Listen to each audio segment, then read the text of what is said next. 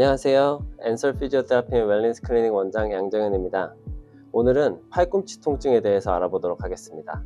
팔꿈치의 바깥쪽이나 안쪽 혹은 팔꿈치 언저리가 아프신 분들께서는 테니스 엘보인가 골프 엘보인가 궁금하신 분들이 많을 겁니다. 그런데 실제로는 팔꿈치가 아프긴 하지만 팔꿈치 그 자체의 문제가 아닌 경우도 많습니다. 목에서부터 내려오거나 팔꿈치에 있는 말초신경들의 문제이거나 물론 팔꿈치 힘줄이나 인대 조직의 문제일 수도 있기는 합니다. 오늘은 팔꿈치 주변이 아플 때 어떤 부분이 문제인지 어떤 것들을 봐야 하는지 말씀드려 보도록 하겠습니다. 먼저 팔꿈치 바깥쪽에 오는 통증입니다. 우리가 흔히 테니스 하시는 분들이 많이 걸린다고 하여 테니스 엘보라고 불리긴 하지만 당연히 테니스를 치지 않으시는 분들도 많이 걸릴 수 있습니다. 예를 들어 하루 종일 컴퓨터 마우스를 사용하시는 분, 또는 공구를 반복해서 사용하시는 분, 혹은 무거운 물건을 자주 드시는 분들에게도 충분히 발생할 수 있습니다.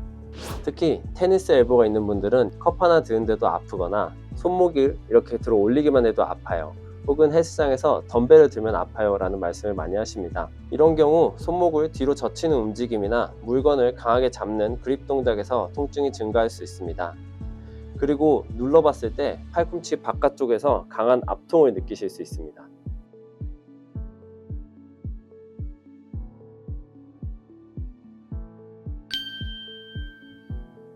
하지만 만약 병원에서 테니스 엘보라고 해서 몇 달 동안 치료를 했는데도 계속 똑같은 통증이 있다면 다른 부위를 살펴봐야 합니다. 이때는 팔꿈치 힘줄만의 문제가 아니고 팔에서부터 내려오는 요골신경의 문제일 수도 있기 때문입니다. 요골신경은 팔을 따라 내려가면서 팔꿈치 바깥쪽 주변을 지나갑니다. 그래서 이 신경 주변이 자극을 받으면 테니스 엘보와 상당히 비슷한 위치에 통증이 나타날 수 있습니다. 그런데 잘 살펴보면 조금 차이가 있습니다. 테니스 엘보의 경우 보통 팔꿈치 바깥쪽 뼈 주변이 가장 아픈 경우가 많은 반면 요골신경의 문제라면 통증의 중심이 팔꿈치에서 조금 아래쪽 전완부 언저리로 향해 있는 경우가 많습니다. 환자분들은 이런 식으로 많이 표현하십니다. 팔꿈치가 아프긴 한데 어디가 정확히 아픈지 모르겠거나 혹은 누르면 아픈데 어디가 정확히 아픈지 잘 모르겠다고 많이들 말씀하십니다.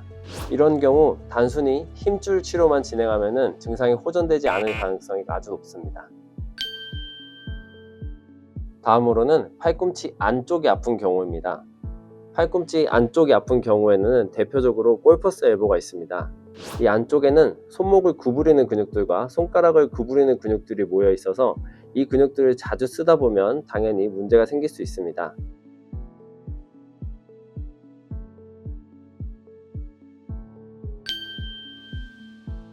하지만 이 팔꿈치 안쪽에는 또 다른 중요한 구조물이 하나 지나갑니다. 바로 척골신경인데요. 한 번쯤은 팔꿈치 안쪽을 지나가다가 부딪혀 보신 경험이 있으실 겁니다. 그때 손끝까지 찌릿하는 느낌을 받으셨을 텐데요. 그 신경이 바로 척골신경입니다. 이 신경이 팔꿈치 주변에서 자극을 받으면 팔꿈치 안쪽의 통증은 물론 전완부 안쪽의 불편감, 새끼손가락과 약지 쪽의 저림, 찌릿한 느낌, 혹은 감각 변화 등이 나타날 수 있습니다. 특히 팔꿈치를 오래 구부리고 있을 때 통증이 증가하는 경향이 있으시다면 꼭 검사를 받아보셔야 합니다. 전화를 오래 들고 있을 때 불편하시거나 혹은 주무실 때 팔을 과하게 접고 주무시는 분들은 이 증상이 있으실 수 있습니다. 하지만 팔꿈치 쪽으로 통증이 온다고 해서 모두 팔꿈치의 인대나 팔꿈치의 신경이 손상된 경우는 아닙니다. 목이나 어깨, 다른 부위의 손상으로도 팔꿈치 쪽으로 연관통이 내려올 수 있기 때문입니다. 예를 들어 어깨 쪽에 있는 극상근의 손상이 있어도 어깨나 혹은 팔꿈치로 연관통을 느끼실 수 있습니다. 목에 문제가 있을 경우, 특히 경추 5번, 6번에 문제가 있을 경우 팔꿈치 쪽으로 통증이 오실 수 있는데 이때 목이 딱히 아프지 않기 때문에 아무도 목이 문제일 것이라고 생각하지는 않습니다.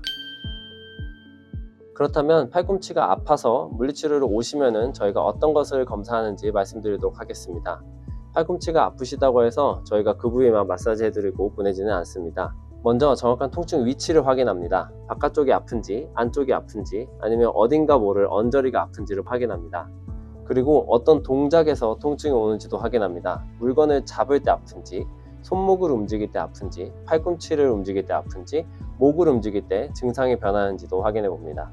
그리고 필요에 따라 손목 근력, 악력, 팔꿈치와 손목의 가동 범위, 목의 움직임, 어깨의 움직임, 신경학적 검사 등을 함께 확인할 수 있습니다.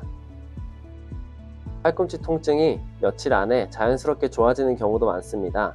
하지만 통증이 점점 심해지거나 혹은 치료를 계속 받아도 증상이 완화되지 않거나 손이나 팔에 저림이나 힘 빠짐이 계속된다면 그러려니 하고 넘기시기보다는 최대한 빨리 오셔서 정확한 진단을 받아보시기 바랍니다.